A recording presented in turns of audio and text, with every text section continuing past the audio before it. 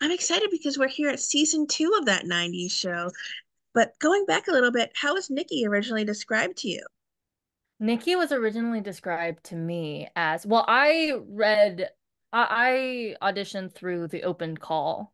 So there was like a sheet of all of the characters, and it was like a one-line description. Okay. And her name wasn't Nikki, actually. There was a fake name, and it was Sophia or Sophie or something. And it was Oh my gosh. Oh, I know this. It was something like she's smart and very driven, but her boyfriend Nate, uh, she's very smart and very driven, but she has more rebellion than a Dallas debutante or something like that. Oh, And her boyfriend Nate can scratch that itch. And it was like in my head, Nikki was like she was super uptight, but really rebellious somewhat, like on the flip side, and you'd see that dichotomy there. going into season 2, where do she stand with this relationship she's been in? Oh my gosh, there is a lot of push and pull, and there's a lot of conflict and tension, especially in that relationship. I think that is, um, the main conflict for, it's not the main conflict, I wouldn't say, but it is the inciting incident for a lot of events that then domino effect into Nikki's character development as a whole throughout the entire season. And it's I don't want to spoil anything. I'm really trying to tiptoe around everything, like, oh, it's really interesting and difficult and complicated. Um, but Nate, Nikki and Nate have always been they've been a solid rock, and to see um that foundation crack a little, and the because the tensions are so high, it's a very interesting watch is what I'll say. Were you looking forward in this new season to maybe working with someone or someone's new that you haven't really had a chance to work with in previous seasons? Yeah, I mean, I've worked with there's the main cast, there's all six of us in the basement, and then there's Red and Kitty, Deborah Jo and Kurtwood. And we didn't have any idea of what the guest cast was gonna look like, especially like we wouldn't even know who's guest starring Sure. until like 3 days before. So, but like I was most excited to work with my cast again, especially the kids in the basement, because we didn't have as many group scenes in season one, or even like one-on-one scenes. I had most of my scenes were done with Max, which makes sense. But this season, I get to talk to like Ashley a lot and Callie a lot more, and um, I have a scene with Mace that was one of my favorite scenes to shoot this season. Like, Oh, I just love being able to do more with the cast that we already have, because they're all so talented, and they're all like some of my best friends on the planet. Like, I think Ashley was one of my like Ashley and I got really close over this past season. I have to ask you, what is it like working with Deborah Jo and Kirkwood? These are iconic people from the series. Yeah, oh my gosh. At first in season one, I was like this kid. I was 16. I was so nervous, trembling every single time I tried talking to them. And now I'd be like, hi. Like, I'd be so nervous, even though we worked together and we were like basically on the same level. And I was like allowed to talk to them, and and they're always so nice and kind. But when you're a kid, and especially when like this was my very first anything, so had major imposter syndrome. I was like, I'm not supposed to be here. What am I doing here? Um, so season two, I was kind of settling into my own a little more. I was like, okay, yeah, season one's out. People liked it. Breathe, Sam. You're supposed to be here. There's a reason you're here. And with that comes the comfortability to talk to both Deborah Jo and Kurtwood. And they are the sweetest, loveliest people on the planet. I think, like, Kurtwood, we did a little Secret Santa on set, and Kurtwood got me. And we always talk on set about jazz, and both of us really love Chet Baker. So he got me like a Chet Baker biography and an Amoeba Music gift card to get my own vinyl record. And it's like I'm getting to know these people as just like not only these iconic, legendary actors that I look up to so much. It's literally a masterclass just watching them work. But I also get to like hug them good morning and like have little conversations, and they're not only an idols of mine, but they're also my friends, which I love. And it's like it's been so fulfilling. And like they include us in old traditions that um the legacy cast had in the original show, and it all of it just feels like family, and I love working with the two of them so much. The show is super funny. Is there someone or someone's that tends to break the most while filming? Break the most, honestly. Ooh, I mean, I know Ashley and Callie, whenever those two are in a scene together, they're like they can definitely get the giggles. Everyone gets the giggles. They are insane together.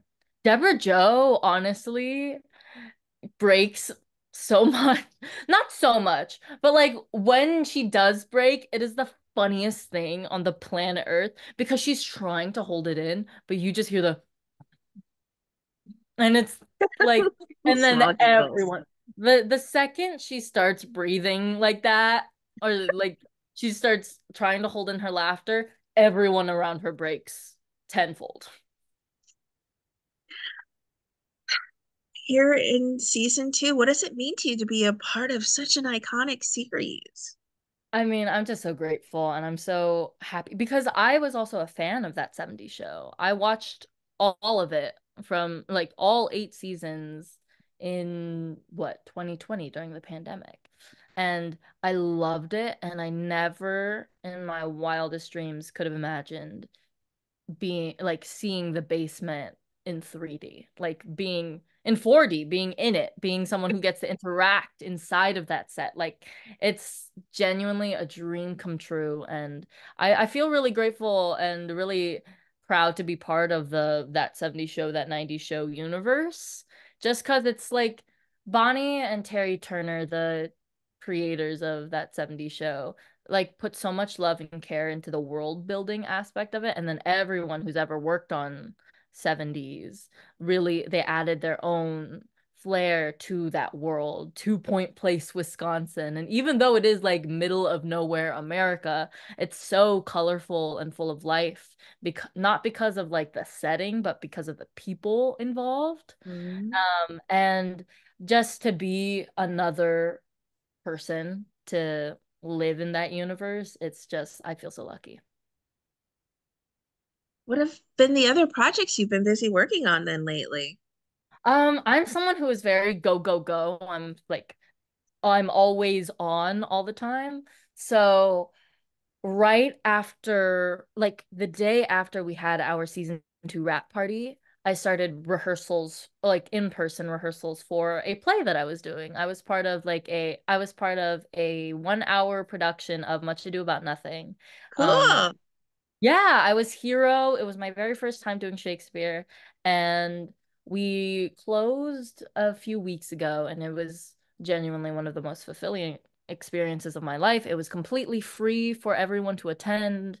Um, and we did it in a park, so the whole mission statement of this production was to bring accessible theater to communities that don't normally receive it.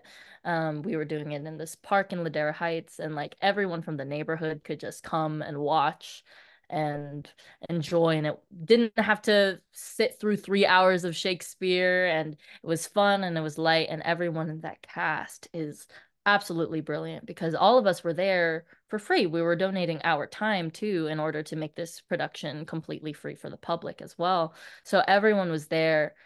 for the pure art of it and for the pure love and joy of just being in a production and being in Shakespeare. And that is, I think, what theater should be, is like accessible to the masses. That's what Shakespeare initially was. All the ground people, like the groundlings, they it's like theater was made for the poor because they couldn't Right. read. So it was meant to be performed, right? So it's really interesting when Shakespeare is taught in a very literal, very academic way when it's meant to be spoken and not read and analyzed like text. So I got to do that. And then I'm jetting off to Syracuse to shoot a movie. Like Wow. it's, I don't know if I can say anything about it yet, but Okay. that's all I'll say now. That's all I'll say for now because the deadline article has not come out yet. But that project I'm so excited for, the cast, the director, she's brilliant and so funny and so kind. And I feel very grateful because I don't want to toot my own horn, but I feel like I've become a magnet for just lovely people. Mm. Or I feel like I'm just drawn to good people because all of my experiences have been so fulfilling because of the genuine kindness and care that all these artists put into their work. And I just get to be a witness to it. And I feel just very lucky, very, very lucky. What would you like to say then to everyone who are fans and supporters of the wonderful work you do on our screens? I just thank you. It's really actors, we don't do a lot. Just gonna put it out there. We're not saving lives, but we tell stories, and it really is to anyone who's willing to listen and who needs it. Because my favorite thing about my job is, especially like theater too, is you get to affect someone in real time and you get to really impact them. And whether that be just a simple smile or like a nose laugh, like a sharp exhale when when you're laughing to yourself, whether it be that or something really profound, like I just feel so I think every human in general, all they ever want is to connect with people. And I feel like that is literally my job, to connect and to show that connection and mirror that human experience onto an audience. Because that's all anyone really wants to see is honesty and truth and the human experience. They just want to see it, their lives outside of themselves, I guess, and or even be able to immerse themselves in another world so they can feel included in that world too. And I just feel grateful for the people who want to listen.